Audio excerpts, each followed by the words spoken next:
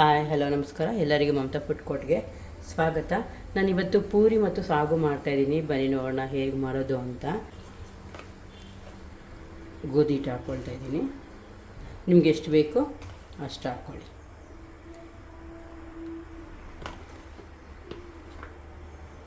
ಒಂದು 3 ಕಪ್ಪಷ್ಟು ಗೋಧಿ ಹಿಟ್ಟು ಹಾಕ್ಕೊಳ್ತಾ ಇದ್ದೀನಿ. ಇದಕ್ಕೆ ಒಂದು 1/4 ಸ್ಪೂನಷ್ಟು ಉಪ್ಪು ಹಾಕ್ಕೊಳ್ತಾ ಇದ್ದೀನಿ. ಇದೆಲ್ಲ ಮಿಕ್ಸ್ ಮಾಡ್ಕೊಳ್ಳೋಣ. ಮಿಕ್ಸ್ ಮಾಡಿಕೊಂಡು ಈ ಥರ ಬಾವಿ ಥರ ಮಾಡಿಕೊಂಡು ಒಂದು 50 ಗ್ರಾಮಷ್ಟು ಎಣ್ಣೆ ಹಾಕ್ಕೊಳ್ಳೋಣ. ನೋಡಿ, ಒಂದು 50 ಗ್ರಾಮಷ್ಟು ಒಂದು 4 ಸ್ಪೂನ್, ಒಂದು ದೊಡ್ಡ 4 ಸ್ಪೂನಲ್ಲಿ ಎಣ್ಣೆ ಹಾಕ್ಕೊಳ್ಳಿ. ಎಣ್ಣೆ ಹಾಕ್ಕೊಂಡು ಈ ಥರ ಎಲ್ಲ ಮಿಕ್ಸ್ ಮಾಡಿ ಎಲ್ಲ ಚೆನ್ನಾಗಿ ಈ ಥರ ಮಿಕ್ಸ್ ಮಾಡಿಕೊಂಡು ಗಟ್ಟಿಯಾಗಿ ಕಲಿಸ್ಕೋಬೇಕು. ಹಿಟ್ಟು ಅಂದರೆ ಚಪಾತಿ ಹಿಟ್ಟಿಗಿಂತ ಸ್ವಲ್ಪ ಗಟ್ಟಿಯಾಗಿ ಕಲಿಸ್ಕೊಳ್ಳಿ ಸಾಕು. ಸ್ವಲ್ಪ ನೀರು ಹಾಕ್ಕೊಂಡು ಚೆನ್ನಾಗಿ ನಾದಬೇಕು ಈ ಹಿಟ್ಟು. ಸ್ವಲ್ಪ ನೀರು ಹಾಕ್ಕೊಂಡು ಗಟ್ಟಿಯಾಗಿ ಕಲಿಸ್ಕೊಳ್ಳಿ.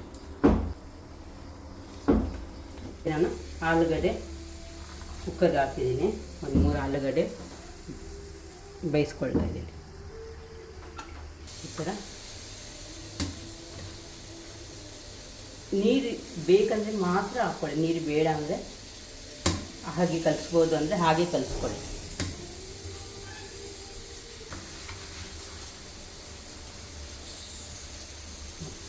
ಇಷ್ಟು ಗಟ್ಟಿಯಾಗಿರಬೇಕು ನೋಡಿ, ಇಷ್ಟು ಗಟ್ಟಿಯಾಗಿರಬೇಕು. ಅಂದರೆ ಚಪಾತಿ ಹಿಟ್ಟಿಗಿಂತ ಸ್ವಲ್ಪ ಗಟ್ಟಿಯಾಗಿರಬೇಕು ಅಷ್ಟೇ. ನೋಡಿ, ಹಿಟ್ಟು ಈ ಎದಕ್ಕೆ ಕಲಿಸಿದ್ದೀನಿ ನಾನು. ಈಗ ಇದ್ರ ಮೇಲೆ ಸ್ವಲ್ಪ ಎಣ್ಣೆ ಹಾಕ್ಕೊಳ್ತೀನಿ, ಯಾಕಂದರೆ ಹಿಟ್ಟು ಒಣಗಬಾರ್ದು ಅಂತ. ಈ ಥರ ಸ್ವಲ್ಪ ಎಣ್ಣೆ ಹಚ್ಬಿಡೋಣ. ಹಚ್ಬಿಟ್ಟು ಒಂದು 10 ನಿಮಿಷ ಒಂದೇನಾದರೂ ಮುಚ್ಚಿ ಹಾಗೆ ಬಿಟ್ಬಿಡೋಣ. ಹಿಟ್ಟು ನೆನೆಯುತ್ತೆ. ನಾನು ಸಾಗುಗೆ ರೆಡಿ ಮಾಡ್ಕೊಂಡಿದ್ದೀನಿ.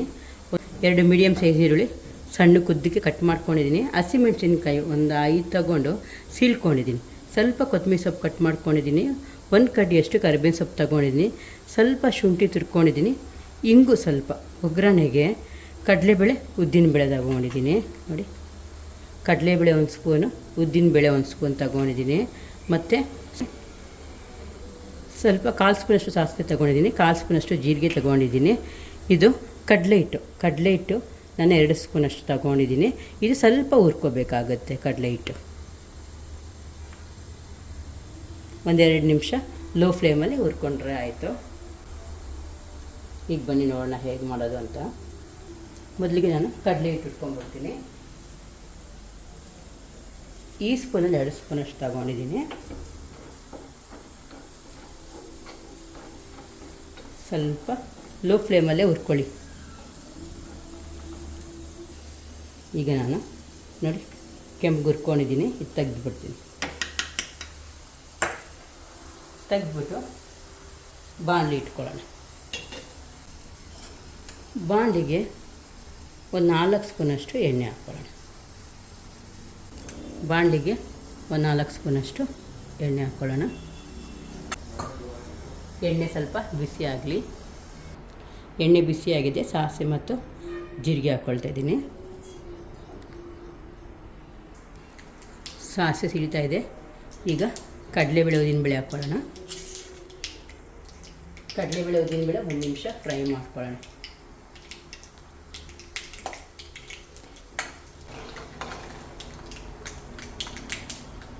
ಕಡಲೆಬೇಳೆ ಉದ್ದಿನಬೇಳೆ ಕೆಂಪಾಗಿದೆ. ಈಗ ಈರುಳ್ಳಿ ಹಾಕ್ಕೊಳ್ಳೋಣ.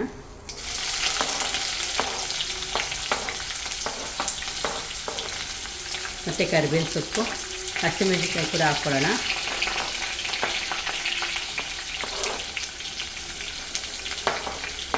ಮತ್ತು ಶುಂಠಿ ಕೂಡ ಹಾಕ್ಕೊಳ್ಳೋಣ.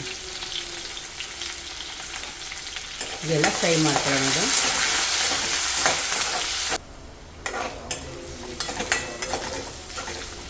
ಅರ್ಧ ಟಮಾಟೆ ಹಣ್ಣು ನಾನು ಸ್ಲೈಸಾಗಿ ಕಟ್ ಮಾಡ್ಕೊಂಡಿದ್ದೀನಿ, ಅದು ಹಾಕ್ಕೊಳ್ತಾ ಇದ್ದೀನಿ. ಎಲ್ಲ ಚೆನ್ನಾಗಿ ಫ್ರೈ ಮಾಡ್ಕೊಳ್ಳೋಣ.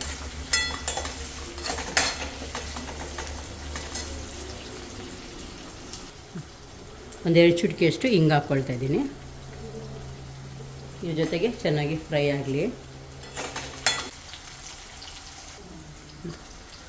ಈರುಳ್ಳಿ ಟೊಮ್ಯಾಟೊನೆಲ್ಲ ಚೆನ್ನಾಗೀಗ ಫ್ರೈ ಆಗಿದೆ. ಇದಕ್ಕೆ ಒಂದು 1/4 ಸ್ಪೂನಷ್ಟು ಅರಿಶಿನ ಪುಡಿ ಹಾಕ್ಕೊಳ್ಳೋಣ.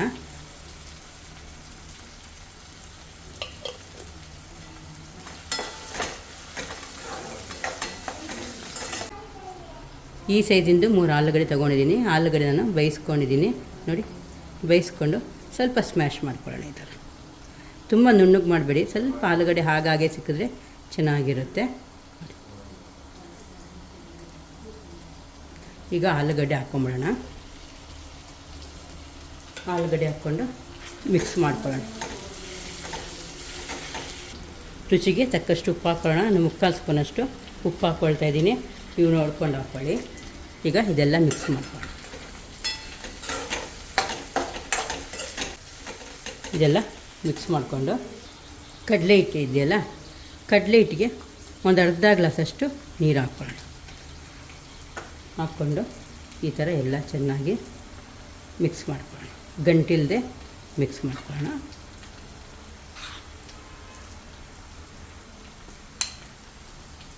ಈಗ ನಾವು ಇದಕ್ಕೆ ಸಾಗಿಗೆ ಹಾಕ್ಕೊಳ್ಳೋಣ.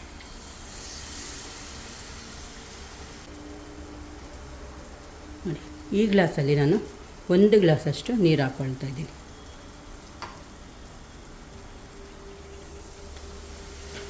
ಹಾಕ್ಕೊಂಡು ಮಿಕ್ಸ್ ಮಾಡ್ಕೊಳ್ಳೋಣ. ತುಂಬ ಚೆನ್ನಾಗಿರುತ್ತೆ ಈ ಸಾಗು. ಒಮ್ಮೆ ಟ್ರೈ ಮಾಡಿ. ಇನ್ನೂ ಸ್ವಲ್ಪ ನೀರು ಹಾಕ್ಕೊಳ್ಬೋದು. ನಾನು ಇನ್ನೊಂದು ಸ್ವಲ್ಪ ನೀರು ಹಾಕ್ಕೊಳ್ತಾ ಇದ್ದೀನಿ. ಈ ಸಾಗು ಸ್ವಲ್ಪ ನೀರಂಗಿದ್ರೇ ಚೆನ್ನಾಗಿರೋದು. ಒಂದು ಅರ್ಧ ಗ್ಲಾಸಷ್ಟು ನೀರು ಹಾಕ್ಕೊಳ್ತಾ ಇದ್ದೀನಿ. ಈ ಗ್ಲಾಸಲ್ಲಿ ನಾನು 1.5 ಗ್ಲಾಸಷ್ಟು ನೀರು ಹಾಕ್ಕೊಂಡಿದ್ದೀನಿ. ಈಗ ಇದೆಲ್ಲ ಮಿಕ್ಸ್ ಮಾಡಿಬಿಟ್ಟು ಒಂದು 2 ನಿಮಿಷ ಕುದಿಯೋಕ್ಕೆ ಬಿಟ್ಬಿಡೋಣ.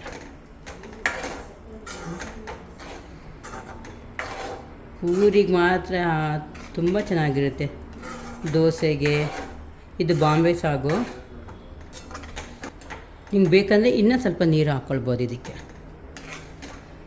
2 ನಿಮಿಷ ನಾವು ಕುದಿಯೋಕ್ಕೆ ಬಿಟ್ಬಿಡೋಣ. ನೋಡಿ, ಈಗ ಸಣ್ಣಗೆ ಕುದೀತಾ ಇದೆ. 2 ಗ್ಲಾಸಷ್ಟು ನೀರು ಹಾಕ್ಕೊಳ್ಬೋದು ಇದಕ್ಕೆ. ನೋಡಿ, ಈ ಗ್ಲಾಸಲ್ಲಿ ಸ್ವಲ್ಪ ನೀರಂಗಿದ್ರೇ ಚೆನ್ನಾಗಿರೋದು. ನೋಡಿ, ಈ ಥರ ಇರಬೇಕು. ಸ್ವಲ್ಪ ಆರೋದು ಸ್ವಲ್ಪ ಗಟ್ಟಿ ಆಗಿಬಿಡುತ್ತೆ. ಅದಕ್ಕೆ ನಾವು ಕಡಲೆ ಹಿಟ್ಟು ಹಾಕಿರ್ತೀವಲ್ಲ, ಗಟ್ಟಿ ಆಗಿಬಿಡುತ್ತೆ. ಸ್ವಲ್ಪ ನೀರು ಹಾಕಿದ್ರೂ ಪರವಾಗಿಲ್ಲ. ಈಗ ಸ್ವಲ್ಪ ಕೊತ್ತಂಬರಿ ಸೊಪ್ಪು ಮೇಲಿಂದ ಹಾಕ್ಬೋಣ. ಬೇಕಂದರೆ ಇದಕ್ಕೆ ನಿಂಬೆಹಣ್ಣು ಮೇಲಿಂದ ಹಾಕ್ಕೊಳ್ಬೋದು. ನಾನು ನಿಂಬೆಹಣ್ಣು ಹಾಕ್ತಾಯಿಲ್ಲ.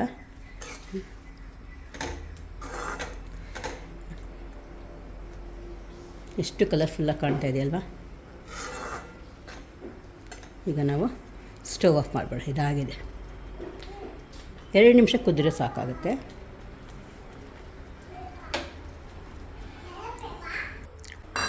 ಹದಿನೈದು ನಿಮಿಷ ಆಗಿದೆ. ಇಟ್ಟು ನೋಡಿ. ಈಗ ಒಂದು 5 ನಿಮಿಷ ಚೆನ್ನಾಗಿ ನಾವು ಈ ಥರ ನಾದ್ಕೊಂಬಿಡೋಣ.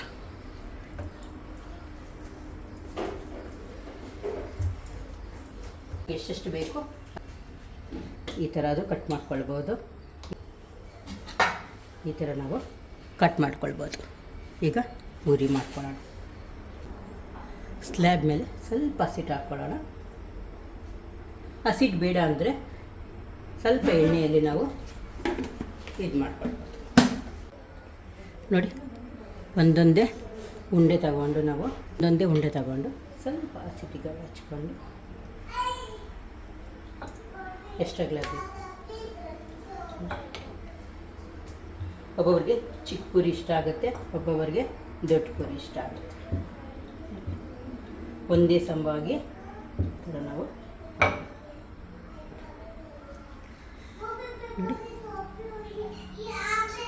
ನೋಡಿ ಈ ಥರ ಮಾಡಿಕೊಂಡು ಒಂದು ತಟ್ಟೆಯಲ್ಲಿ ಇಟ್ಕೊಂಬಿಡೋಣ. ಈ ಥರ ಒಂದು 7-8 ಮಾಡಿ ಇಟ್ಕೊಂಬಿಟ್ರೆ ಒಂದೇ ಸತಿ ನಾವು ಸುಟ್ಕೊಬೋದು. ಎಣ್ಣೆ ನಾನು ಕಾಯಕ್ಕೆ ಇಟ್ಬಿಟ್ಟಿದ್ದೀನಿ ಆಲ್ರೆಡಿ. ಬೆಳಗ್ಗೆ ಹೊತ್ತು ಟಿಫನ್ ಮಾಡಬೇಕಾದ್ರೆ ಸ್ವಲ್ಪ ಗಡಿಬಿಡಿ ಇದ್ದೇ ಇರುತ್ತೆ.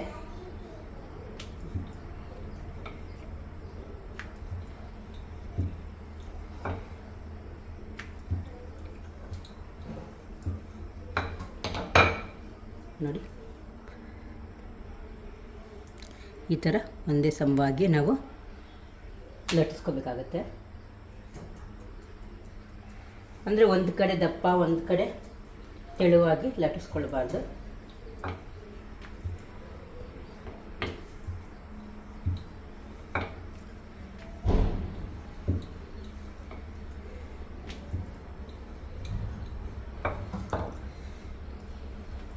ನೋಡಿ ಈ ಥರ ಲಟ್ಟಿಸ್ಕೊಳ್ಬೇಕು.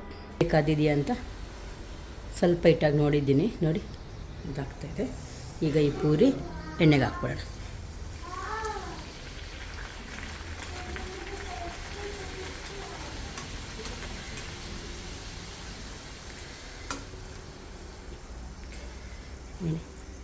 ಹೆಂಗೆ ಉಪ್ತಾಯಿದೆ ಅಲ್ವಾ, ಚೆನ್ನಾಗಿ ನಾದಿದ್ರೆ ಪೂರಿಗಳು ಚೆನ್ನಾಗಿ ಬರುತ್ತೆ.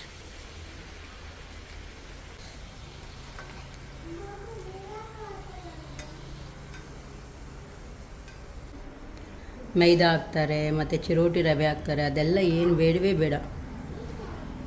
ಹಿಟ್ಟು ಕಲಿಸ್ಬೇಕಾದ್ರೆ ಸ್ವಲ್ಪ ಎಣ್ಣೆ ಹಾಕ್ಬಿಟ್ಟು ಚೆನ್ನಾಗಿ ಸ್ವಲ್ಪ ಉಚ್ಕೊಂಡು ನೋಡಿ ಪೂರಿ ಆಯಿತು. ಇದಾಗಿದೆ, ತೆಗಿತಾ ಇದ್ದೀನಿ.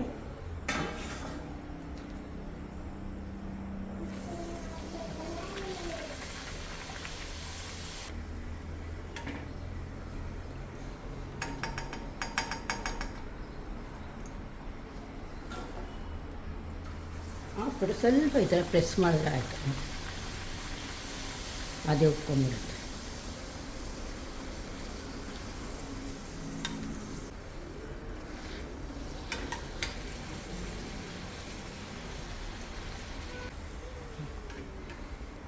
ಎಣ್ಣೆ ಸ್ವಲ್ಪ ಚೆನ್ನಾಗಿ ಕಾಯಬೇಕು, ಆವಾಗ ಚೆನ್ನಾಗಿ ಪೂರಿ ಏಳುತ್ತೆ ಮತ್ತು ಕಲ್ಲರು ಅಷ್ಟೇ ಚೆನ್ನಾಗಿ ಬರುತ್ತೆ.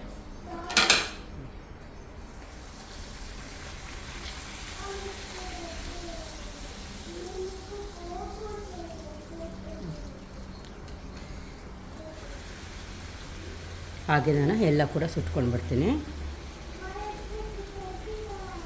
ನಾನು ಸರ್ವ್ ಮಾಡ್ಕೊಳ್ತೀನಿ. ಈಗ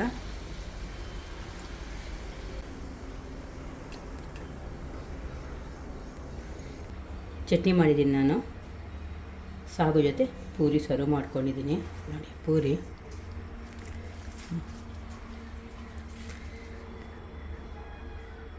ಹೆಂಗೆ ಉಬ್ಬಿದೆ ನೋಡಿ.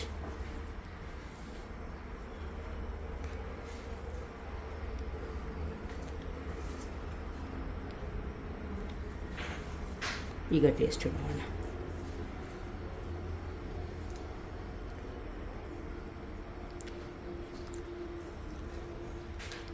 ನೀವು ಹೋಟ್ಲಿಗೆ ಹೋದರೆ ಏನು ಸಿಗುತ್ತೆ ಅದೇ ಥರ ಇದೆ.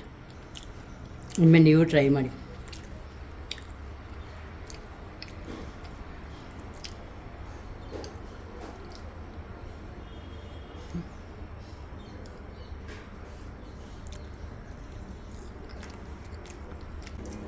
ನಿಮಗೆ ಈ ಪೂರಿ ಸಾಗು ಇಷ್ಟ ಆದಲ್ಲಿ ಪ್ಲೀಸ್ ಲೈಕ್ ಆ್ಯಂಡ್ ಶೇರ್ ಮಾಡಿ, ಸಬ್ಸ್ಕ್ರೈಬ್ ಕೂಡ ಮಾಡಿ. Thank you.